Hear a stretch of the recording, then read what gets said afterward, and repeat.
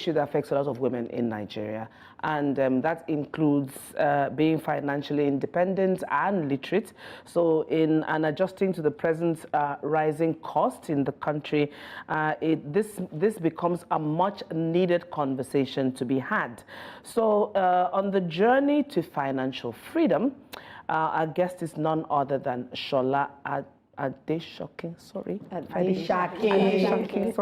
a renowned financial expert, Forbes Coaching Council member, author, founder of Smart Stewards. Shola, we welcome you to Jasiri. Thank you. Blessed are you among women. Thank you for having me. I love the glasses. Yeah. How are you? I'm fine. No, really, like how are you?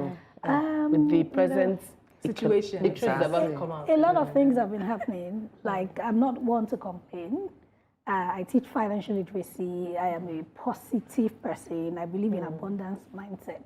But when you look at people around you, literally everybody's complaining about what is happening. So I think in the last 2 days, I've just been a bit, I don't know how to explain just it. off. Yes, just generally, you know, unhappy on behalf of a lot of people. But I am in a good place, personally, to be honest. Anyway. You know, Thank you for telling us that. I like to talk. I appreciate the fact that women are becoming like forefront runners when it comes to financial literacy and the teaching of it. You know, a lot of times I would say that in the beginning, women know how to have money. A lot of women have money. If women have done business over the years, a lot of them all through their lives. But what is the difference? Because our mothers have been handling money all their lives. But what would you say makes someone financially literate? I think awareness. My mother, for example, was, if she was the queen of hustling. She was a secretary, she was a caterer, she was a trader. She would leave her office on a Friday evening, go to London, buy stuff, bring them Monday morning, sell. And she's 74 this year. Wow. She should be a billionaire by all means. You know, but I think these days we are a lot more fortunate because there's an increased awareness. In their time, they didn't have all of this. But look at us on a Monday morning talking about financial literacy. So I think that awareness, that, you know, enhanced knowledge is what we need to channel properly. So we hear about, you need to become financially independent. How? So the knowledge is available, but how? We must take practical steps. Number two, I think as women, we must take responsibility. It's as if we are not doing it. We are doing these things. The information is there, but you just get a bit overwhelmed because of many things. For those who are married, if some women think that their husbands should take financial responsibility. For those who are not married, generally we pass on the bulk to the government. And this is one thing I tell people. See, we are in an age where there are a lot of things outside of our control. The government is not able to save anybody right now. So as women, even save yourself. So as women get the knowledge, take responsibility, leverage your skills and talents and creativity at this age, right? And at this time and in this economic climate, then commit to an unending journey of learning, of doing, raising, and repeating. I know I've said a lot, but what I'm saying is awareness, number one. See, I need to be financially independent because nobody's coming to save me. Number two, commit to knowledge and information. Number three, take responsibility. Don't blame anybody. You know, there's that temptation to blame everybody. Don't blame everybody. So just be your little government in your own way. Your personal economy is your responsibility. Ignore, you can't totally ignore because whatever is happening at the national and global levels would affect you. But I tell people 3 economies, personal, local, and global. Focus more on your personal economy. And your economy is about what you make and how you spend what you make. Simple. How can I increase my income?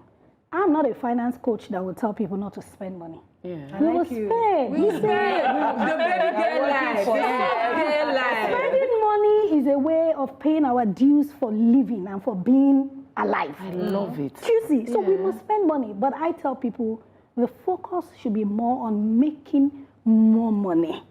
So that you can then spend smartly. So I'm not saying spend anyhow, but I'm saying make more money and give yourself the room to flex, to spend money on the things that matter. To flex. So we get that it's important for ladies to be financially literate and independent, right? But I don't think that is still enough, because some days ago we were here talking about how a woman's husband spent 30 million naira on his sick mother of their money. Probably she made the money. So it's one thing to be financially independent as a woman, but as a married woman, sometimes out of love, you want to have a joint account with your husband. I don't know who sent you that, but you want to, you know? And then you now find out that besides your personal economy, there are also circumstances that are coming to, you know. So how do you balance that up as a married woman, right?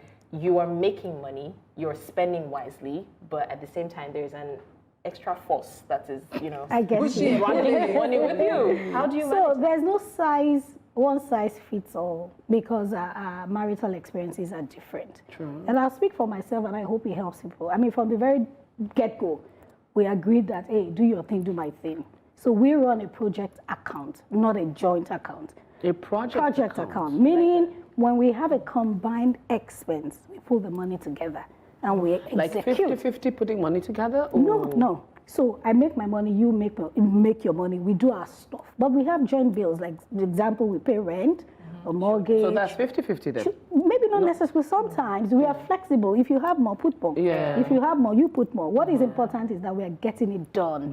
So I have my savings, my husband has his savings, but it doesn't apply to a lot of people, because our temperament, we understand ourselves, and we have been able to say, hey, this is what works for us. So some people will say, hey, she has said we should do that. Hey, know your peculiar circumstance. So this is what we do. For the project account, we have a project coming up. How much is it? How much can you afford? How much can I afford? We bring it together, we execute, and we move on. Because as a coach, I have seen a lot of things. I have heard a lot of stories whereby the woman was the one doing better, and the guy took the money, he took off, he married, you know, many things. So you guys communicate, know what works best for you. If it's a joint, I know couples who do joint accounts and they're doing well, they're happy. Get your money, we pull it together, and then we spend from it.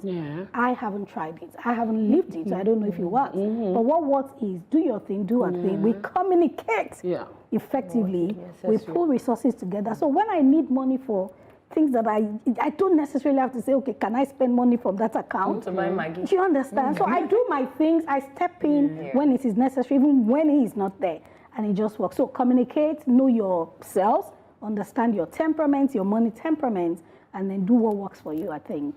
I think we have to also acknowledge so many women from a previous generation don't want their daughters to make the same mistakes they made. Joint accounts, getting your paycheck or whatever money and putting it all in your husband's hand to dish out or to dole out. So in terms of lessons from our mothers that we need to put into place now, whether the lesson is a good one or a bad one, but we're learning it now. What do you think those are? Because if you have a lot of conversations, on the side, some women will call their daughters, don't let him know you have a secret. Don't let him know Kinika. We've heard the stories of the women who own the homes, but the husbands are paying rent for years. So those lessons come from somewhere. Today's today. So again, one thing I have realized over the years is that experiences differ from one person to another. But unfortunately, we have a lot more experiences of people who would say, oh, their husbands did this, the woman was the one running the family when the husband now had money, he now went to marry another wife, he now took the money away. But I think, again, culture comes to play. In the Western world, you hardly, I mean, guys, they're doing their stuff, but, you know, so culture is a major part of a predominant way of thinking in Africa. Is culture an impediment to women's financial literacy and independence? To an extent. How, like, what percentage extent? So I can't say, 80, because again, look at what you said. How many of us, more often than not, you know, many women in this age, their mothers will say, this is my experience, so don't grieve for your husband, don't let him know. I mean, that's culture being passed on, you know, from one generation to another. Now, the question is, are we going to pass on that culture to our own children? I don't think so, because these days, there's a lot more knowledge. There's a lot more technological advancement and leverage. These days, you can tell women, make your own thing, put the money in savings, and everybody is, you can make your own money, monetize your talent. So women, I think, are becoming more aware. Okay, this what you just said made me remember the easiest form of investing for women, and it's a lot. Mostly, it's women who do that. Ajo, Yes. what we commonly know as ajo. Right. That is as far as investing for a lot of women. That's what they know because it's safe. They see their money every month. Somebody collects until it's their turn. Now, what other options? Because women are afraid to invest more than what they see, which is their job. How do we bridge the gap? How do we make women open their minds and know where they can invest money in? Okay, so Outside a job. right, the literacy is there. If you go online now, what can I invest my money in? You see, No, I'm coming. I'm going to say. You're I'm overwhelmed by Google. Yeah, I'm not saying that this is an age where knowledge is readily available. Number one. Number two, plug yourself in circles where this knowledge can then be sort of on Access. Not just access, but Disseminated. exactly. So it makes it easier. What are the things women can do? There are about 4 asset classes I would suggest, especially in this economic climate. Number one, cash and cash equivalents, low risk, simple, money market mutual funds. You put your money there, you have extra money, put it there, and it keeps growing, depending on where you are starting from. I tell people this age, with 5,000, you can start to invest. okay, so this day So- that you say put it in, that's what people want. So that's what I'm Because saying. even my ear did like this. Number one, money market mutual fund. It Go sounds to- like she's speaking Spanish. Okay, Money market mutual okay, fund. okay. It's a Mutual mutual fund. fund. No. MMF. So mutual funds, go to the bank or any asset management company. Tell them you are new to investing. You want to invest your money. You want a mutual fund. The reason I said money market mutual fund is because there are many other types of mutual funds. Okay. Some of them are risky. Some of them are tied to the stock market. Yeah. If the stock market is not doing well, If your fund is you will not not do doing well. But money market is simple. If you put 5,000 naira today, tomorrow you know it is 5,010 naira, not 4,999. So that's one. Is low risk. Before you move from there, Shola, Yes. but is it money Market- money market fund. mutual funds in Nigeria? Because typically now with social media and everything, I can invest outside of Nigeria I'll here. come to Yeah. that. Okay, I'll come to that. Okay, So let's keep first moving. thing, start with the money market mutual fund and build on that because money gives you confidence. Yeah. The reason a lot of people are wary of investing is the first investment you do is in a Ponzi scheme. You lose your money and like I'm never going to invest They don't want to again. agree that it's Ponzi scheme. I just don't want to agree. So money market mutual fund is one you can do. Everybody, be building. One day you wake up, you see 1 million naira there, and you be like, when Yeah. did I do this? That gives you confidence. It's money you can always fall back on. You can do stocks and shares locally and globally. I know, but I'm telling you options. If you're in your 20s, 30s, you have time. Yes. You know, for example, there are stocks, I don't want to mention names, that people did fractionally these days. You know, every day or every month, you can do $10 worth, $20 worth. And your name goes into the database or the register of the shareholder. You know, so we are talking long term. Investing is long term. Yes. Investing is not, I want to put money there today, next month I want to collect it. You know, so my mom invested many years ago in the Nigerian Stock Exchange. When my dad sold their house that day, built together, and she didn't know, it was that money, those stocks, she Why did you sold just to buy brush a house. Shola, don't do us like that. So let's go on. No, you got to see now we are hooked. So We can't move from things there. happen. So many of us have seen so many things happen Right. to women we know. Right. I know. Okay. So that's why women need to have their own thing. But we're talking about investment. So stocks, local and global stocks. Yeah. But get education. Yeah. Don't buy because they say one stock is the one raining, let's go and buy. It's when you buy the thing without fall. You now say they didn't tell How me. do market women get this education? You see, you say get education. The market woman, they don't get time to sit down. In Yoruba, what are they saying here? Imagine in Yoruba, they say this thing they're saying, they say I should come and invest here. How do they, if they're not privy, if they cannot get this education and enlightenment, how are they now advised to invest? Because those people, they have money, or They people have that money. ground those They have tomatoes money, and All those market women, women in Lagos. It's interesting that these days there are a lot of initiatives to help market women. Okay. I have a lady who teaches Yoruba to those who don't understand Yoruba. She has done videos. We are working with them to do videos on financial literacy. A couple of fintechs now go to market spaces to sort of do groups and cooperatives for them. So we are coming, wait for us. Financial literacy will go into the trenches, you know, so, but people must learn, you know, financial literacy. You know, sometimes I'm wondering that, is it that the government just want to keep people from understanding some basic things? Because when you see some policy drops and you are wondering that, hey, what is really happening? But now we're seeing like a paradigm shift. Because when we look at small-scale businesses, majority of them now are run by women. Yeah. I like that. And now we're beginning to even see that our women are beginning to take the top echelon when we're talking about women in finance, you know. And now we have two bans affecting the food and beverage industry, things like styrofoam ban, single-use plastic. You know, we're living in uncertain times at this particular moment. And you can wake up tomorrow and a policy has changed again, especially in a country like Nigeria. So, and I know that business, like you always teach us, is risks. And it depends on how grown you are in investing, determines the kind of risk you are willing to take. So in these uncertain things, imagine somebody that just invested, brought in a 5-container load of styrofoam, and a ban was just put on it. How do we navigate these kinds of uncertain policies? In life, unfortunately, there are more things outside of our control than the things in our control. Sometimes you're just driving from your house to work and then somebody hits your car, you have to pay about 100,000 to fix it. That is life. Life is just risky. That's why I tell people, the things within your control, those are the ones you should try and just, you know, just try and control and take charge. We do not have control over what the government does. And I'm not even, I don't even want to go into what government is doing and what they are not doing. Financial literacy at the basic level, we are not taught in school. We all went to uni. Did they teach you how to manage your money? No. That's the only thing they teach do you understand? So if you continue to say what government is doing, but then give it to them. To macroeconomic policies, especially for the new government, will take a while. You know, but what I'm saying is, okay, you are doing business. Just bear in mind that things are outside of your control. And the things I think are within your control is, how can I make more money? What are the skills I can deploy? What businesses can I do in partnership? What can I immediately start to sell? What are the needs of people around me? What you have control over in spending, you know your children will eat. You know you have to pay rent. Those things are sacrosanct.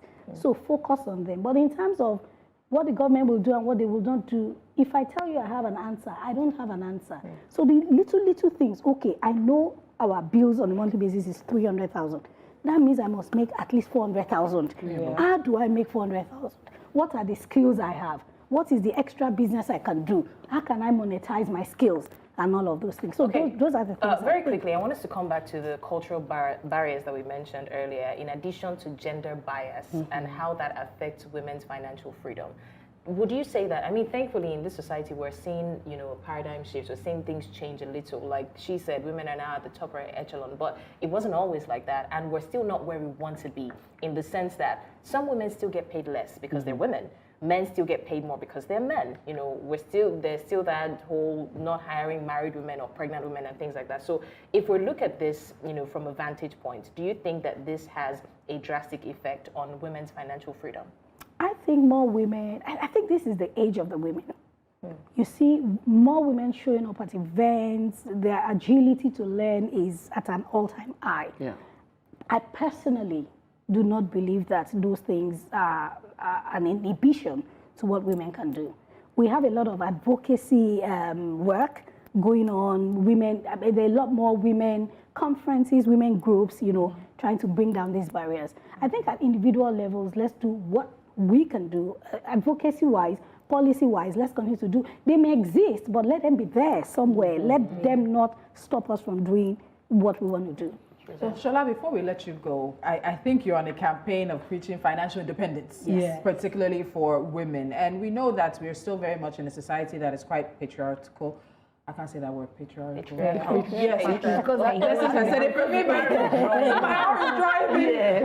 And there's still, you know, people think financial independence and literacy is feminist propaganda in many instances. But in terms of why financial independence is important for women, Nigerian women, African women? What's your gospel on that? And I think I'm going to be shady and go back to the fact that you said your dad sold the house. I knew we wouldn't let you go. I will not let it go. I knew we would not let it go. Your dad sold the house. Yeah, I mean, let's bear it all out. I'm from a polygamous home. Yeah, 4 wives, and things happen. You know, these things that happen. And then house was sold. Mom didn't know, but she had been putting aside money, small. And then she had invested in stocks and a few things. In 2 weeks, she was set up. This was how many years ago? So you see, financial independence is not something you should be arguing about. Not because your husband wants to do you bad. Do you understand? It's just that confidence. Money gives you confidence. My sister. Money helps you achieve your goals. Yep. Whether your husband is there to support or not, it just helps you live the kind of life that you want to live. So as women, let's take responsibility. We are skillful, we are multi-dimensional in nature. There's so much that we can do. So let's do it, and then money gravitates towards value. Wherever there is value, there is money. So if as a woman you bring value to the table, money must follow. Then learn how to manage and then multiply that money, rinse and repeat. You'd live an amazing, I mean, money doesn't solve everything. But hey, sisters, money has done a lot for us. Somebody said money can buy happiness. Anybody that said money can buy happiness must not have had enough money to buy it. It's clear that financial literacy is the key to unlocking a world of opportunities. I've learned so much just speaking to Shola. So empower yourself and take responsibility for your future. Rinse and repeat. Thank you, Shola, for sharing those insights with us today. When we come back from the break, you know what time it is? It is Hot Topics. Rinse and repeat, guys. Shola Adeshake, financial expert, Forbes Coaching Council member, author, founder of Smart Stewards. Thank you for coming. Thank you so much. Thank you. All right, break now. Money gravitates to value. Money gravitates. Thank you so much, ladies.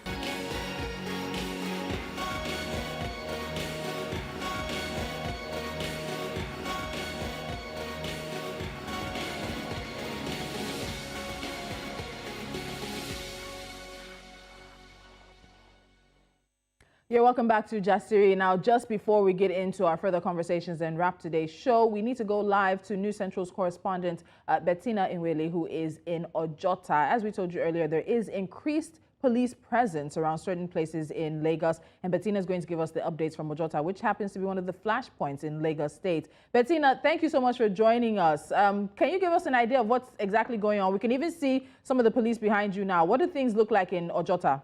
Exactly.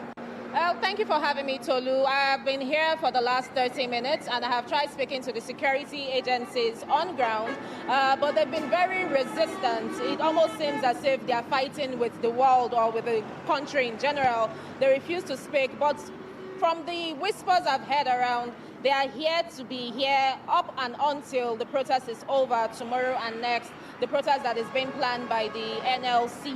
Now, I think the idea of this is to make sure that there is peace and order. If you remember, during the time of NSAS, it was a disaster. There were people who lost their lives, there were people who got injured in the whole mess of the protest. And irrespective of the fact that they called it a peaceful protest, we have seen where, hoodlums of some sort just come and turn the agenda upside down. So that is why we have security presence here. And I also assume that the security presence is not just here, but on all other spots where protests are used to happening in Lagos State, to make sure that people are aware that there's security on ground and there's no room for hanky-panky. Cool. So is it possible, can we get a better view, if you can pan and see what the general area looks like as well, and talk us through the numbers? What are we seeing in terms of the numbers? I can see about 6 to 7 police vehicles. There's one armored truck here as well. And then you can see a lot of police officers, some sitting in the vehicles just resting, while others are patrolling left and right. From time to time, you will see them in their 2s and 3s, cross over to the other side, probably to do inspections, and then they come back to their base. And then after a while, you see another set doing the same thing. So it's heavily guarded, a lot of security on this particular axis of Lagos State, close to Abiola Gardens or Ojota, Lagos. All right, so no, as you said, you tried to talk with a security official there to get more details, but they seem to be reluctant. Bettina, you said it seems they're fighting the world right now, as you said. But just very quickly, anything else, because we know this protest is meant to take place.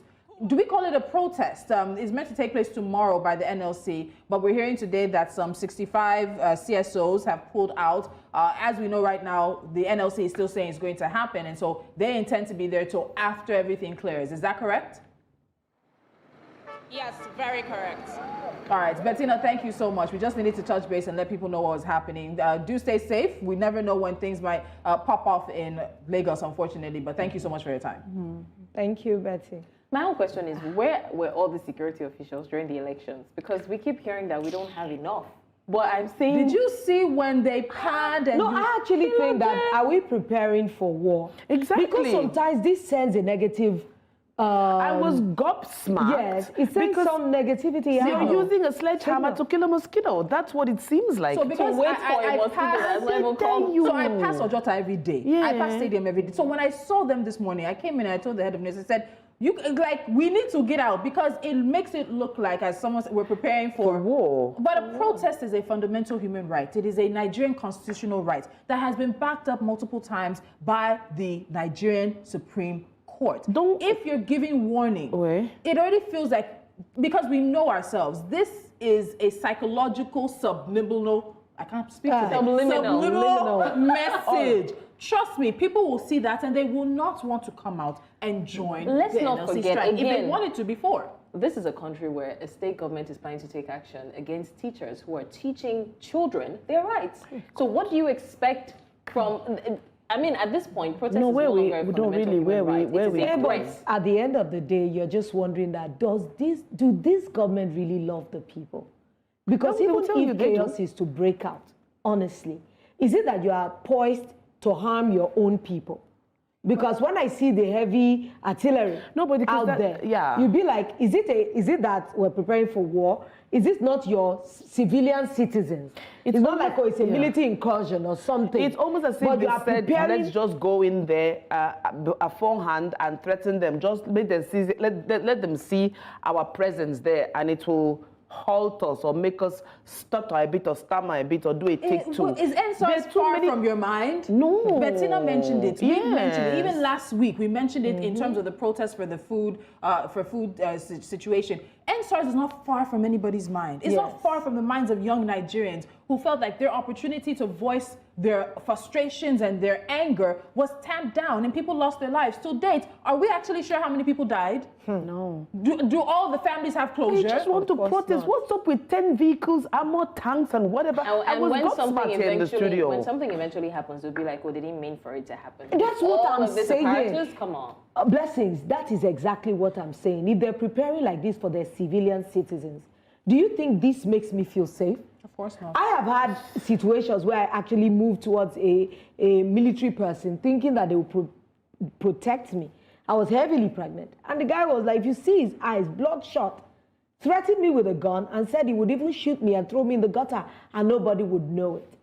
So you think someone like me will see these kinds of things and I would think, and the first thing that comes to my head is protection. It's safety. Of course not. This does not speak protection. It speaks fear. Yes. It will make everybody cower. And everybody will just withdraw into their quiet spaces and like, I don't want trouble. I will continue to take it until there's an implosion. It's a way of bullying. I'm sorry, but it is what it is. It's almost as if you send the police out to bully people, not to come out. How dare you do that? It's so protesting is a fundamental human right. Allow the people protest first. Why are you expecting the worst from a protest? They're not even, that's the thing, they're actually instigating the worst because protest now feels like a war between the protesters and the security agencies, not even voicing out, your thoughts to the government. Why do you think people will go to protest and be preparing for tear gas, preparing for stray bullets? But do you know we're in this same country where people have gone to protest and they've had police protection?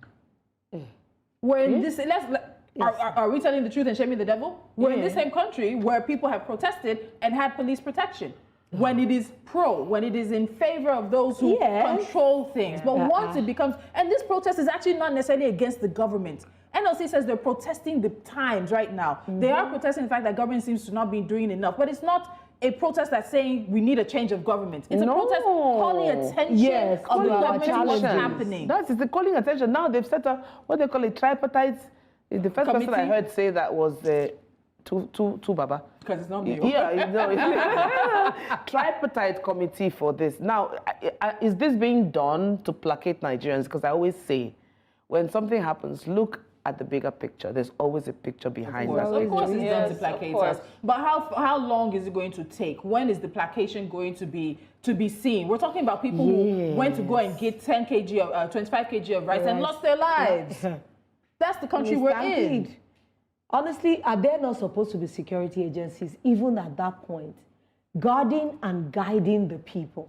So that's the word you said, guiding. Let's talk before we wrap things up, because we're about to wrap up. When we look at our agencies, be them corrective or security or whatever, they don't guide. Yeah. They're always there to drop the hammer. Yeah. We can talk about LASMA. LASMA should warn you not to go one way. No. Or at least allow the sign to be shown. They will sit down waiting for you. They will let you go one way and they will follow you into one way. They will climb. They will jump. They will climb it. Come on. Unashamedly. And make sure that you fall into their trap. And I just keep wondering. One day I was even passing and I was asking for directions. And they actually misguided. Yes, I kid you not, it has happened to me before. And they now still try to arrest I was asking, because I wasn't sure. And when they even found out, and I jokingly said, I don't want to go one way, please, which way? And he smiled and said, go this way. And that way was the one way. And immediately I entered.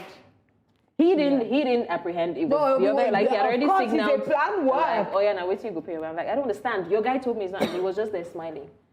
So are those the people that you want Nigerians to run to from almost every agency that has the power on the streets? When I say witchcraft is not only by flying at night. Witchcraft is the things you do in broad daylight against one another. But before we all wrap up, I want to just drop this before I drop the man. Police is your friend. Police is Guinea. Your friend. Hey, yeah. Is that not the slogan in almost every police station? No, man, that is a slogan that is expired. It has expired. Police is not your friend. We need to come up with a new slogan for that.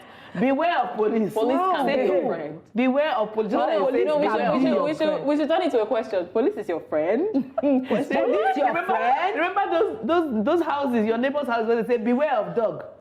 Now, so beware of police. Talking about dogs, right? We're in a country where they'll tell you, come in, they won't bite you. Then once you enter, I need to say two things. So this police is your friend. I think it was the Lagos State Police PRO who wanted to join the Of Course Challenge.